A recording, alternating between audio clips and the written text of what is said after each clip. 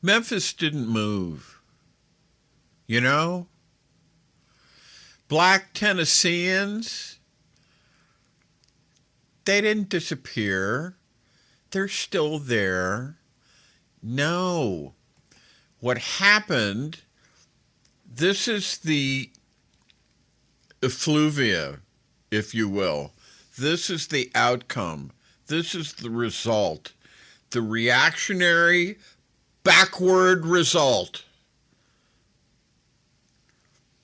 of this reactionary supermajority United States Supreme Court. No. What happened in Tennessee is this. The politicians changed the district lines. And in doing so, they violated, and this is the important thing to understand, this is constitutional heresy. I know, pretty exciting way to open the show, huh? This is constitutional heresy.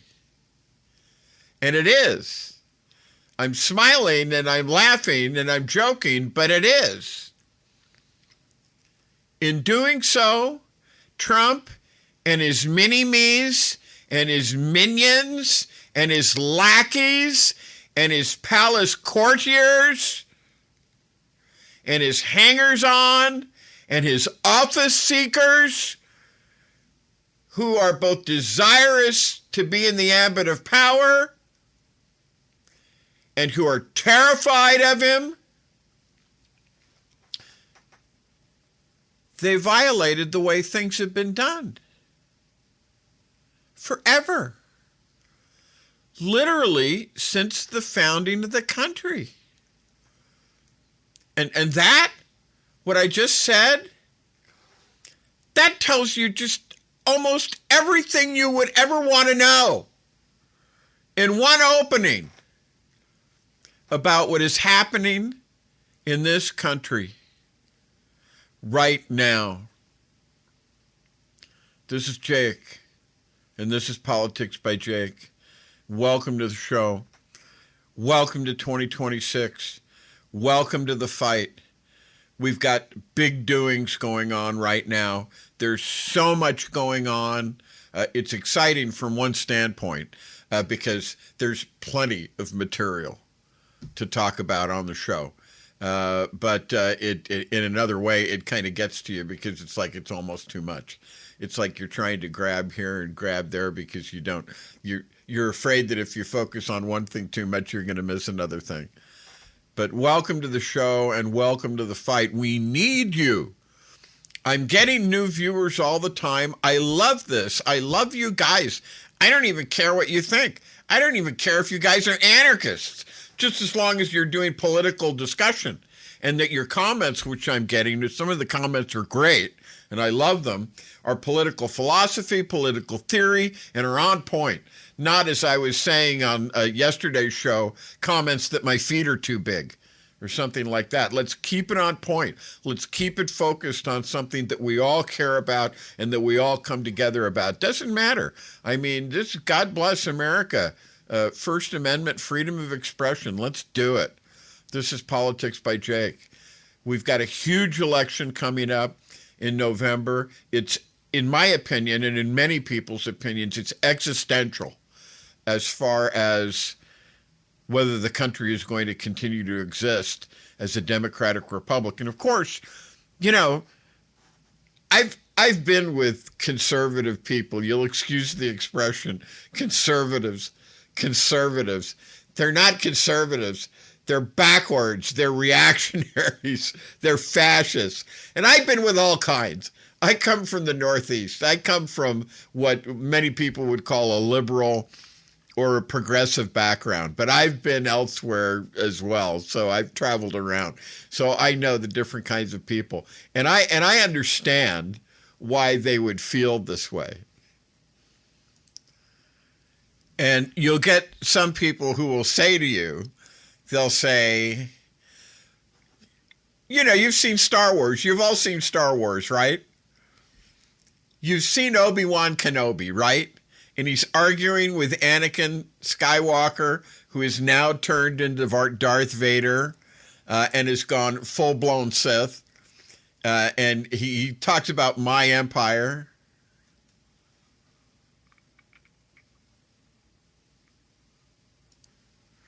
And what does Obi-Wan Kenobi say? Obi-Wan Kenobi says, and I'm not quoting the script for all you guys who are just totally into the script, excuse me, but I'll paraphrase. And he's saying, Anakin, I support democracy. And you'll get people, the conservatives, or the people who call themselves conservatives, but they don't even know what they are. Because they don't know what they're talking about. They don't understand what a conservative is. They don't understand what a reactionary and a fascist is. And of course, I've talked about that on their show too. But they'll say, no, we don't live in a democracy. We live in a republic. And they'll go on about how the founders gave us a republic. And yeah, they did. No. It's not a republic, and it's not a democracy, to which I say. What I say is it's a hybrid. What the founders did was smarter and more revolutionary than giving us either a democracy or a republic, because they knew, they were studious men. They knew that democracies eventually fail. The laconic comment by people who talk about the bad thing about democracies, and it is laconic, and it's actually not a worthy comment, but it takes some people who hear it and they say, oh yeah, I guess democracies are bad. No, the comment is this, is that democracies are fine until the public begins to realize that it can vote itself largesse and wheel out of the public treasury. That's the comment. And people go, oh, so democracies are bad because the people vote themselves money for themselves. How is this different from corporate capture of a democracy or a republic where the corporations and the oligarchs and the billionaires and the coming trillionaires, because I think Elon Musk is bucking to be a trillionaire, which is like like a sickness. It's just it's like Jake Gittes talking to the character, the John Huston character in Chinatown, saying, "What more can you buy? How much better can you eat?" In other words, why? And of course, Chinatown is kind of set in the Depression 30s. Why do you need all this money? And the John Huston character, Noah Cross is his name, just laughs at him and says, it's not about eating better. It's about power. And actually what he says is, he says it's about the future, but it's about controlling the future. And that's the thing that these people would say to you. And I say, you know, you're kind of branching into psychological sickness there. You're kind of branching into Donald Trump malignant narcissism there when you're doing that. But I mean, God bless America, and God bless Joe Biden, for example, who, when he brought up, and this is the tell right here, who brought up, and when in his State of the Union speech, he didn't say, boo, you. He didn't say, Jake said for me to say boo to you millionaires and boo to you billionaires and boo to you billionaires and boo to you bad oligarchs. Oligarchy, bad. Technocracy, bad. He didn't say that. What he said was, dudes, you guys got rich on America. That's great. Good on you. You see, he took the high road. He didn't take the low road. He didn't take the Jake road. Of course, I'm here, doing this radio show and podcast, so maybe I need to take the low road every once in a while. But Biden took the exalted point of view. But this is what he did. He kind of did the old Shakespearean thing where he blew them up with their own bomb. When Shakespeare talks about being hoist with one's own petard, a petard is the old English word for a hand grenade. They used to have hand grenades back in the time of Shakespeare, and it was called a petard, and it was just a hand bomb with a fuse, and you could be blown up, hoist into the air, as it were, exploded into the air by the impact of your own hand bomb. So hoist with one's own petard. So what Biden did was he used their riches, and he used his approbation and his assenting to their riches to say, now you're rich, that's great. Why don't you pay your fair share? Pay a 25% alternative minimum income tax. Pay a 28% top corporate income tax rate. Pay a 28% year-on-year tax on your capital gains. Not when you sell them, not when you divest yourself of them and turn them into cash, but year on year. Why don't you do that? You guys got rich on America. That's great. How did you do it? You did it because of American institutions. You did it because of our roads. You did it because of our technology. You did it because of our corporate structure, all of which are copied by the world and which are the envy of the world and more. You did it because of our transportation system. You did it because of the development of our digital electronics. All of these things were the things that facilitated you in making your wealth. That's great. God bless America. Hey, pay your fair share, why don't you? And this was too much. This was way too much for them. And that is why I will say right up to this moment when I am talking to you and have said before, that is why Biden had to go. I mean, look, guys, is there anyone more demented in office right now? Anyone with more physical trouble? Anyone with more mental trouble? I mean, my God. Donald Trump has behavior variant frontotemporal lobe dementia. I mean, he's old. He's going to be 80. Maybe he's 80 at the time I'm doing this, but he's going to be 80. He is prone to, and it would be natural for him, not even to say this pejoratively or negatively or discriminatorially to him. It would be natural to realize and recognize and attribute to him the likely presence of degenerative geriatric disease, of which dementia is one. And he's got it. The medical profession these days is replete with experts who will say he has behavior variant frontotemporal lobe dementia. And there are so many things. I actually could do a segment on this. Obviously I haven't, because I started out talking about the Memphis redistricting, and we're going to go on and we will talk about that. We will talk about that. It's obvious that he has these problems.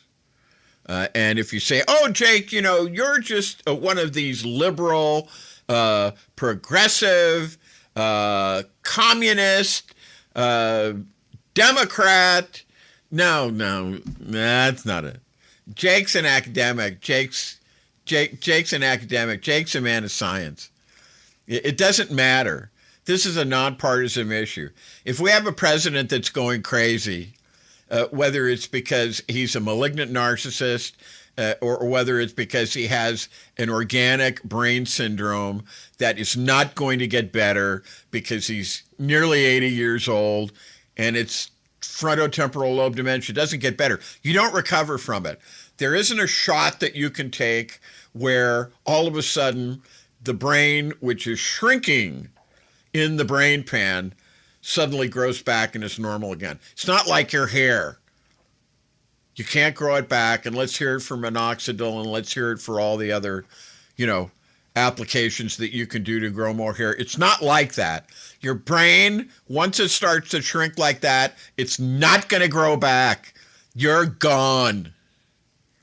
And he's got other things too, of which we won't, take time to talk about now, but he does. And as a consequence, and as a consequence of other things, I talked more about this on Saturday's show, to which I refer to you, you KCAA listeners, and also you on YouTube and Facebook. You can go to YouTube, and I'm also on Rumble, by the way, and the shows are all there, and you can listen up on Saturday's show. I talk more about that on Saturday's show. I actually hadn't expected to talk about that much on this show because we've got, other important issues, which I began with, and we'll get back to those in a minute. But 25th Amendment, this guy needs to be gone. Iran, this guy needs to be gone.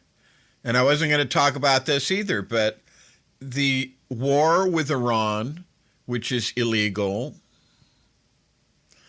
and which we're like warmongers, man. The United States is a warmonger now with a guy like Trump here, because they're not even trying to pretend like they didn't do it. They have Pete Hegseth, the Secretary of War, it's Secretary of Defense, nay Secretary of War, because it's only Pete Hegseth that says that. And the other toadies and office seekers and hangers-on and fawners over Trump who want to support the view of the administration that Pete Hegseth, this unfortunate young man, too much Brill cream in the hair is all I can say, and who apparently is an alcoholic so badly that he is in the falling down drunk category of alcoholism, who is a weekend commentator on Fox News, and is not in any way. I think he had rank. I think he was he was actually a major in the military, but he's not qualified to be the Secretary of Defense. And one of the reasons is because he doesn't understand the nature of defense. He understands the nature of war, and he articulates that somewhat well. He says he calls our soldiers war fighters, and he says that the thing that they're supposed to do is to kill people and break things. This is not why you have defense. This is not the philosophy of defense. The philosophy of defense is to cause resistance to cease so that you can obtain your political objective. The counter blockade of the Iranian ports is an excellent example of this. This is defense. This is a comparatively nonviolent, it's potentially violent if anybody tried to run the counter blockade. That could happen. But it's a potentially nonviolent means to cause resistance to cease. That's the idea of defense.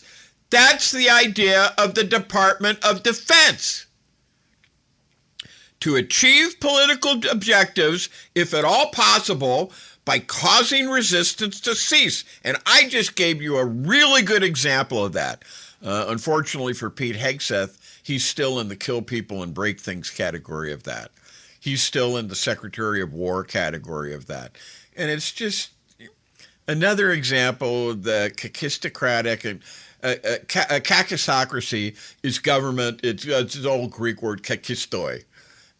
It's an old Greek word. It means government by the very worst people, by the very most incompetent people. And that's what a kakistocracy is, and that's what we've got. And as I'm speaking to you, my mind is ranging far afield to comment on the various kakistocratic candidates that Trump has picked and has put in government. Pam Bondi was one. She's gone. Kristi Noem is gone. Kash Patel, another drunk who has no experience, who's running the FBI. He's probably going to be gone at some point. And it's just a cavalcade. It's just an awful thing. A cavalcade of kakistocracy. And it's just awful. But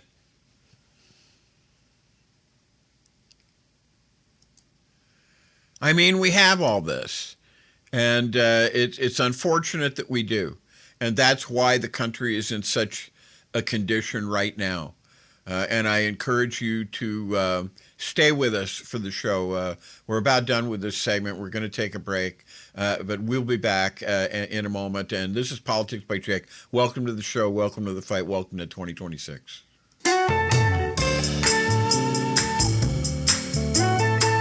Hi, this is Jake with Twain Consulting. Let's be blunt, shall we? America is litigious. It's unstable, and it's financially weaponized. If your name is on everything you own, you're a sitting duck. At Twain Consulting, we help you vanish legally, ethically, and permanently. From land trusts to layered LLCs, we teach you how to restructure your assets so the predators can't see them and can't touch them. This isn't a loophole. It's a strategy that the wealthy have used for decades. Isn't it time you got the same protection? Call Twain Consulting at 805-380-5699 or visit us online. Protect what's yours before someone else claims it.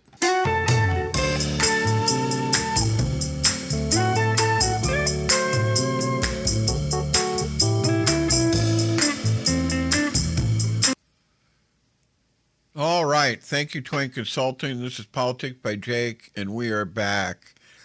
And I started out talking about Tennessee. And this is something very important because and I used kind of negative words. I used the word effluvia, which can be applied not only effluvia can be described as something that comes out of a dam, the water, which is healthful and beneficial to people that comes out of a dam. But it also can be like human waste. It can be detritus, which is another negative word, something not favorable, something low, something all too common, something smelly, something disgusting. And that's why I use the word. And this is the consequence of the United States Supreme Court ruling in Shelby County v. Holder, which was with regard to the Voting Act of 1965. And I may be talking out of line with the order that I wanted this to go in, but I mean, look, and I know that I haven't talked about this, so I'm okay. 1865. Do you think slavery ended in 1865? Well, the slave states, the back of the slave states were broken. But you had a problem that occurred. There was such a backlash because you have to understand, I did some clips this week, which I encourage you to go to YouTube, and they're also on Facebook, and I'm also on Instagram on that. And I say that because that's where I am. And I did a series of clips on the Voting Rights Act, and I did a series of clips, and I included things like totalitarian aggressor bloc systems, which are the CRINCs, C-R-I-N-C, capital, and then a small s, which is China, which is Russia, which is Iran, and which is North Korea, the CRINCs. And they're a totalitarian aggressor bloc. And I talk in that series of clips about how extremely dangerous this is. People talk about Iran continually as if they are not dangerous and they're not a threat. They are. They are. Because it's not just Iran. Iran is part of the CRINCs. Iran is part of this totalitarian aggressive bloc. And, people talk about this all the time and they say, oh, things are not going well. Well, things may not be going well. Iran is not Venezuela. And Iran, for nearly 50 years, and once again, I have to point out, and I'm sorry, guys, for all you guys whose sensibilities are refined, and I don't feel negative about your refined sensibilities, and maybe you can come in the comments and say, Jake, you need to be more refined in your sensibilities. They're religious fanatics is the thing that I would say that would cause the more refined among us to come to me and say, Jake, you're just a barbarian dressed up as a podcaster. I'm sorry. Guys, they're religious fanatics. Even the other people in their own religion, which is Islam, don't like them.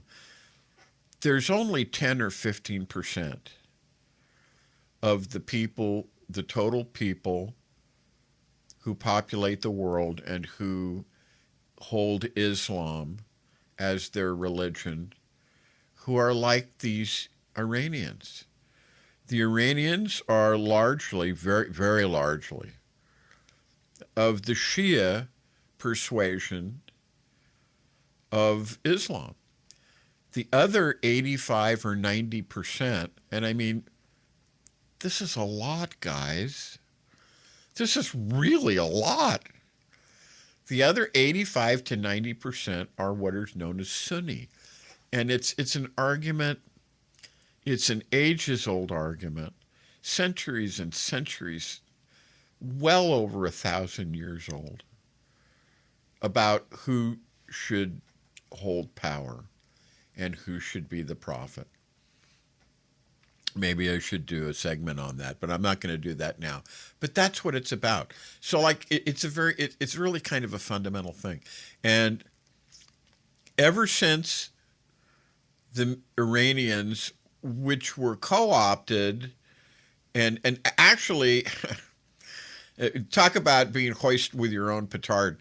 Iran, the Iran that we know, that most of you know for the past 50 years, is really a creature of the United States because President Jimmy Carter, the peanut farmer, and yes, I'm speaking pejoratively, yes, he was a Democrat, yes, I know that, and I'm speaking pejoratively of him anyway, was talking to Zbigniew Brzezinski, who was his foreign advisor, and said, the Russians, what they wanted to do is they wanted to use Iran as a buffer against the Russians because the Soviets hated the Iranians because they hate Islam. They hate religion.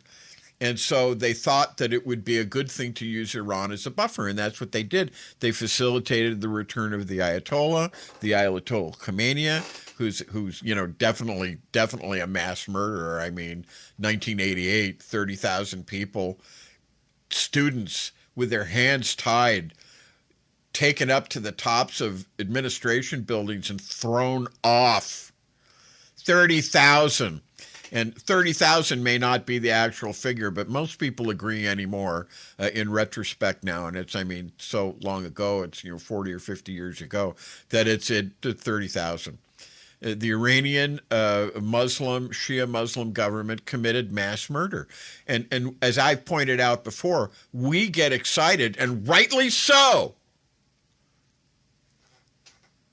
about the depredations of ICE, where in Minnesota, to vent Trump's spleen, because Governor Walz there had dared run against him as the vice presidential candidate along with Kathleen Harris, sent ICE there to essentially conduct a pogrom against those people. And yes, killed 2 people. And there has been a great in the United States, and rightly so, a great hue and a great cry over the deaths of the 2 people. Now, Ayatollah Khomeini basically presided over the murder of 30,000 people in 1988. I mean, come on. Let's honor human life, but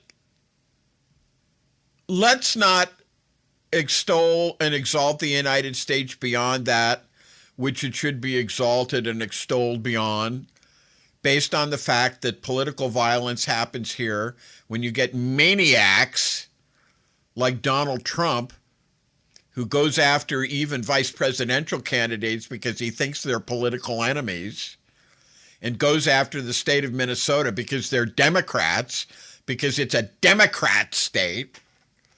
You know, I've often thought that comes from Rush Limbaugh, by the way. May he rot in hell.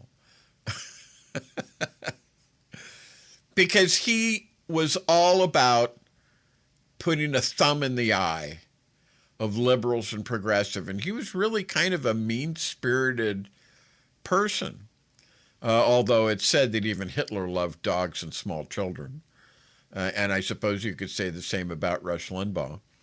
But he is the one, so far as I know, and I pretty much think I'm right on this, who coined the term Democrat. He would call it, people who are members of the Democratic Party are sometimes called Democrats. But the name of the party is the Democratic Party. Just like the name of the party is the Republican Party. It's not the Republic Party. It's the Republican Party. You see? And so, to put a thumb in the eye of the Democrats, he would say, it's the Democrat Party. No, it's not. No, it's not, Rush. I mean, come on. I know you want to vent your spleen because mommy and daddy didn't love you or whatever psychological thing it is that has caused you to be so perverse and so twisted. But it's the Democratic Party, and you know that. But, unfortunately, he's repeated that so much that it's like Goebbels, Hitler's propaganda minister, was talking to Hitler and said, what are we going to tell the people? And he said, lies. Lies. Tell them lies. The bigger, the better. Sooner or later, something is bound to stick. And that's the way it was with this. So even to this day, you have people talking about the Democratic Party, talking about the Democratic Party as the Democrat Party. And I often think, why aren't we just saying the Republic Party? Why aren't we doing tit for tat on that, Why aren't we saying, oh, yeah, you Republic guys? And they would say, no, it's the Republic. No, you Republic guys, because it's the same thing. Do you see how stupid it is? But unfortunately, we have a segment of society that, what's the word I want to use, responds to that kind of thing. And so as a consequence, we have people, even in this day and age, long after Rush Limbaugh has, as he so pithily observed himself, assumed room temperature. In other words, he's dead and he's gone and he's in his grave or cremation urn or wherever it is that he is. We still have people doing that. So, man, I don't know. I don't know. It just... crazy. All right, so let's see if we can get back to what we were talking about here. So this is not just about Tennessee, what is going on. We're talking about the detritus and the effluvia. That's where I started the segment. The detritus and the effluvia and the outflow of Shelby County v. Holder. And Shelby County v. Holder was about race, because in 1865, when the Civil War ended, slavery did not end. It shifted and adapted. And I'm trying to create a throughput so that you understand that things don't change. And that's what the clips are about. And I wish you would go watch the clips, because that's what I'm talking about there, what I'm talking about here now. Things don't change. The more things change, the more things remain the same. and that some things are bred in the bone. And you have backwards, reactionary, corrupt, apostate religion. You know, the Christian religion, Jesus said, you know, love your neighbor. It didn't say, you know, hate them because of their color or anything like that, but that's what you have in these deep southern states. And so what you had, and there's a kind of a whole story behind this too, you had African Americans who had formerly been slaves holding office.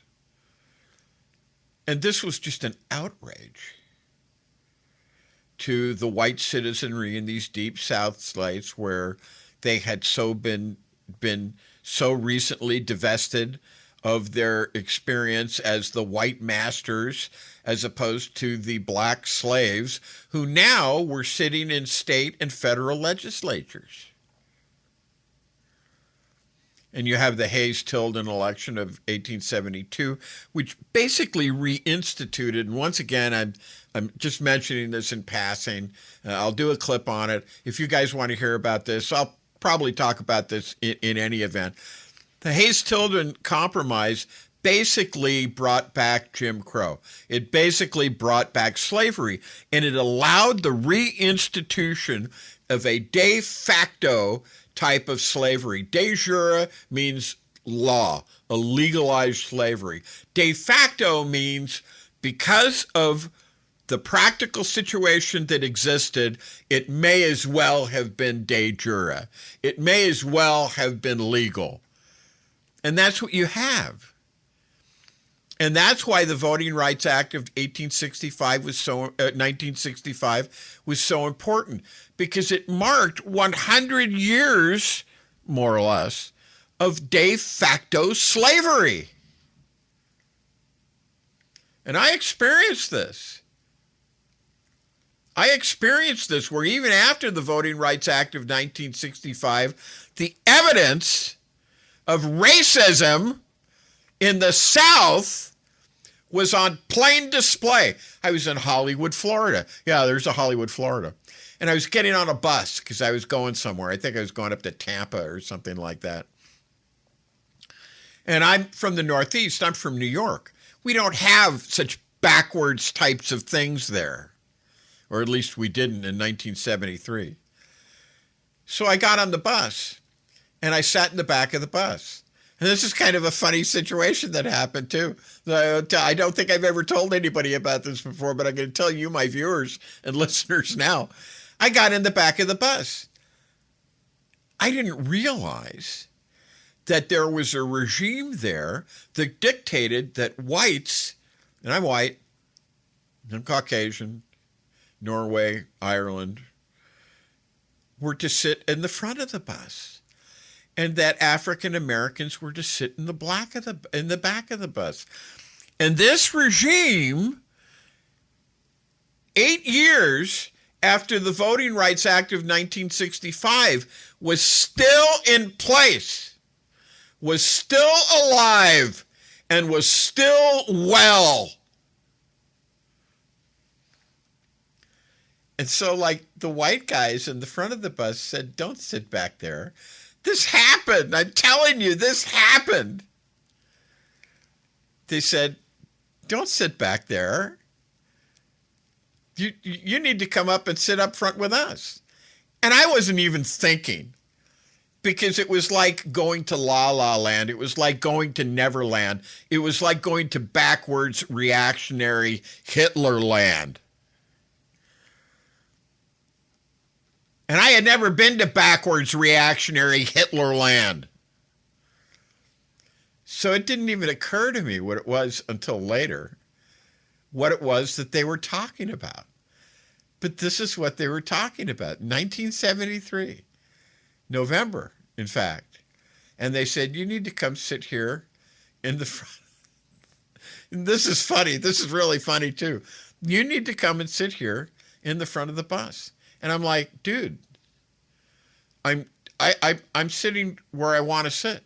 I am totally good with sitting. And, you know, there were black guys. There were black African Americans in the back of the bus because this regime was still in place. That's what I mean by de facto. There was a societal and cultural regime in place that even survived the Voting Rights Act of 1965. 8 years hence, it was still in place. And that's why I say the Voting Rights Act of 1965 was necessary, pardon me, because these things were in place still in 1973. Why? Because some things are bred in the bone.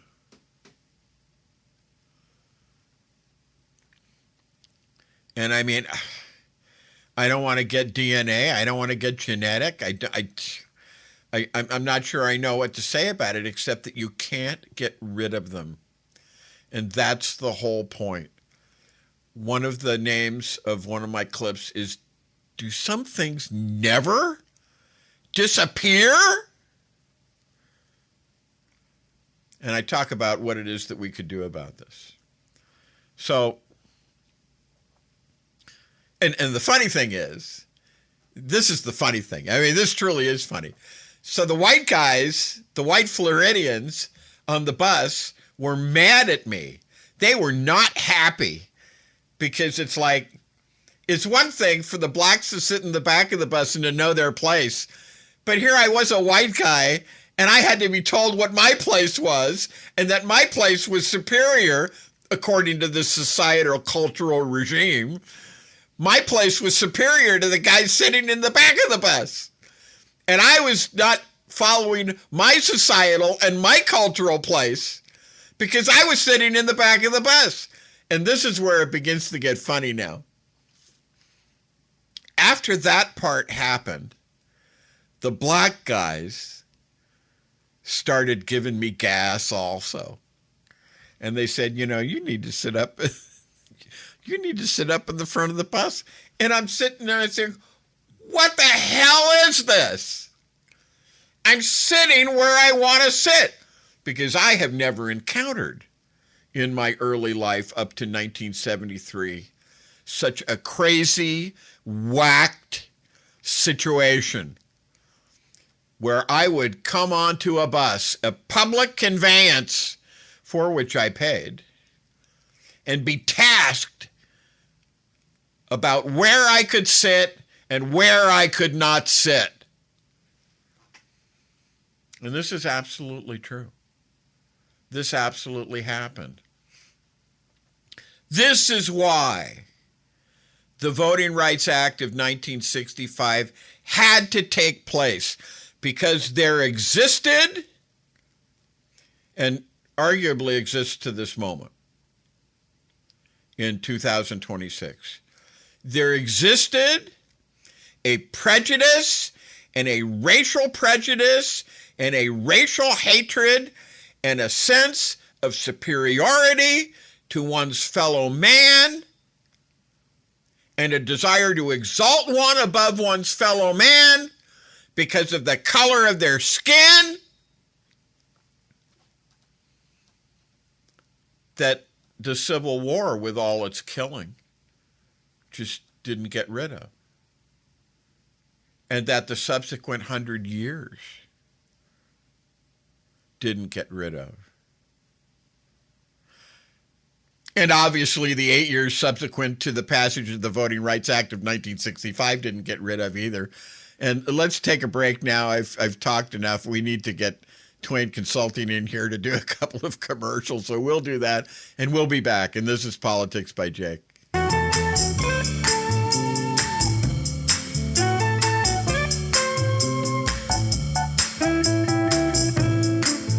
Hi, this is Jake with Twain Consulting. Imagine, if you will, having the power to disappear from the prying eyes of creditors, identity thieves, nosy strangers, all while protecting what you've worked so hard to build. That's what virtual invisibility offers. It's not magic. It's smart legal and business strategy to shield your assets and privacy so you can live free, confident, and in control. Most people think that asset protection is only for the ultra-wealthy, but it's for anyone who wants peace of mind and financial security, including you.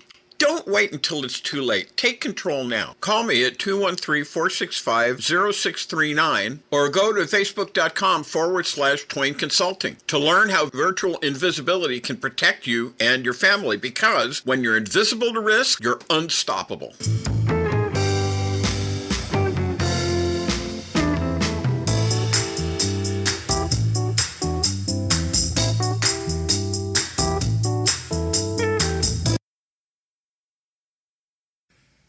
All right, and this is Politics by Jake, and we are back. And this is the point of the clips. I encourage you to go look at those clips because they talk about these things, and they talk about also the fact that the oppression of people in the crinks is something that's bred in the bone too, and how we thought that we had hoped that when the Cold War was defeated and the Soviet Union and its satellite states and its proxies had been destroyed and gone the way of the earth as far as the political death was concerned, that these things would improve. And actually, it's not all bad. I mean, you just had a dramatic election that threw out Viktor Orban in Hungary, a political toady of Vladimir Vladimirovich Putin. And so it's not all bad. I mean, the Eastern Europeans yearn and breathe and have bled for their freedom. But systems adapt. And the destruction of one just caused it to move elsewhere. And that's the problem, and that's what the clips talk about. And this is what we're talking about here. So let's, in the intervening time that we have remaining, let's talk about this, because it's about power. It's about systems, as I said. It's about systems adapting themselves in order to preserve power, because every time one method gets struck down, another method seems to appear right behind it. Different tactics, but the same underlying appetite. So no, Memphis didn't move. Black Tennesseans didn't vanish. They're still there. The district lines just changed. And that tells you, like I said at the beginning of the show, that basically tells you everything you need to know about what's going on in America right now. Now, the clips and commentary that I've been doing recently on the Voting Right Act of 1975, Shelby County v. Holter, and on the persistence of systems and attitudes that people at once plainly recognize are backwards, are reactionary. And for those of you who don't know what that means, reactionary means backwards. It means reacting. You know, the principle, the physical principle that says for every action there must be an equal and opposite reaction. That's what this is. That's the political discussion of this. These things that come from a more barbaric, I say barbaric, to exalt yourself above your fellow man merely because of the color of his skin, that's meritocracy, that's racism. And that's backwards. And that had no place in the world. It certainly has no place in the body politic of the United States of America. It's disgusting. So it's from a less principled time, who also, naively assume simply disappeared. This is basically what the justices in Shelby County v. Holder said. Oh, it's post-racial. It's all gone now. We're not like that anymore. What a bunch of nonsense. Well, and we see that, and that's why I'm talking about this on the show, that assume that they simply disappear with time because our principles and our institutions, that have been used to enforce them through what is essentially positive law, which is like another thing I can't get into today. But the American system is a system based on negative law, it's not based on positive law, have miraculously, if improbably, because it's highly, obviously, highly subject to debate, extincted these barbaric impulses, but they're wrong. And the Supreme Court that naively, no, actually, the better word is artfully, facilely, for, shall I say, that those justices, they of the supermajority, they knew what it was that they were doing. And they cleverly, or so they thought, they sought to hide the fact of it, the re-ushering in of this reactionary barbarity and this reascent to racism in art. You know, those impulses, those proclivities, in fact, they do not disappear. That's the whole point of this. They adapt. They don't disappear. And that is the point of both yesterday's and today's shows. And what just happened in Tennessee is a perfect example. Tennessee's Republican supermajority has now redrawn, I'm talking about the state's political machine, has now redrawn congressional district maps in such a way that Memphis, a heavily black population center, has effectively been carved apart and fragmented politically. Not because the people moved, like I said, not because the population vanished, not because suddenly the political realities changed organically. No. The lines changed, the mechanisms changed, the methods changed. But the underlying appetite remained exactly the same. I mean, it's power. It's the age-old thing. It's power. It's control. It's re-entrenchment. And this is precisely why the Voting Rights Act, like I said, existed to begin with, because for decades, especially in parts of the Deep South, political systems repeatedly adapted themselves in order to preserve these existing powers. And this is Jim Crow. This is de facto slavery. While technically changing the outward mechanisms, they had literacy tests where if you couldn't read, you couldn't vote. They had poll taxes. They had other procedural barriers. They had district manipulation. They had different forms. It was the same underlying objective, of course. And what makes this so dangerous is that modern systems of political manipulation are often cleaner now and more procedural, more bureaucratic. You supermajority of the Supreme Court, more sanitized than the older forms people associate with the civil rights era. And that's why so many people fail to recognize them, because they expect oppression always to arrive wearing the same clothes. No, but this is the point. Systems evolve. Appetites evolve. Methods evolve. And after Shelby County v. Holder, weakened key provisions of the Voting Rights Act, political actors immediately began testing how far they could push the limits. This is what happened in Tennessee, because appetite always tests restraint. It continually seeks advantage. It continually seeks weakness that it can weaponize. It is one of these ancient modalities that we fight against continually, which is why I say, welcome to 2026. Welcome to the fight. Because it is a fight. Von Clausewitz was the one who said politics is like a war.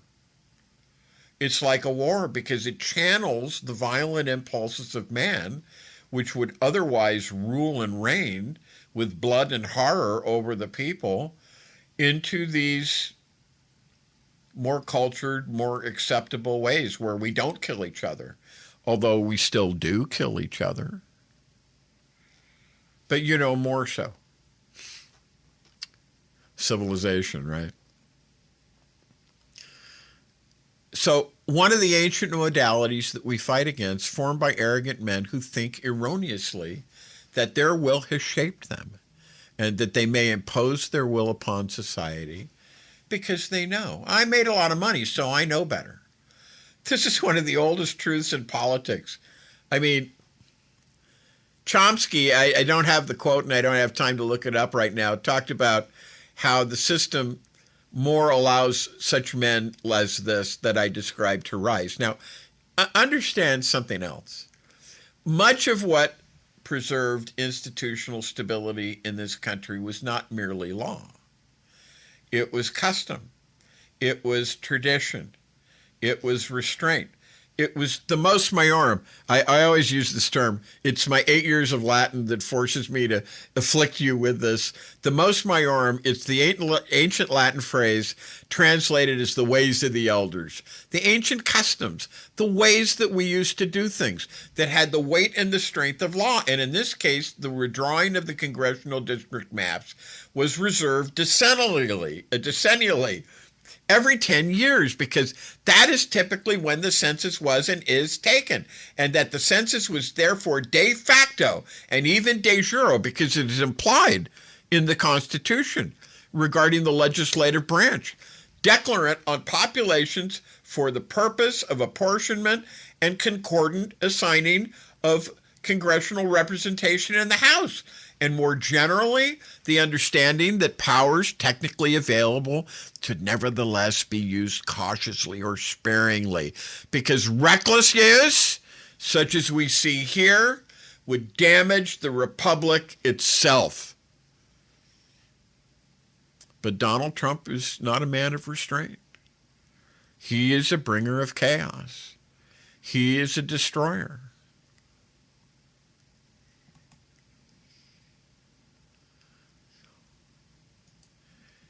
And thus it is that we have this situation. Thank you for joining me. God willing, we will be here next week and we will have the weekend shows again. And until then, I bid all of you a good week. And this is Politics by Jake.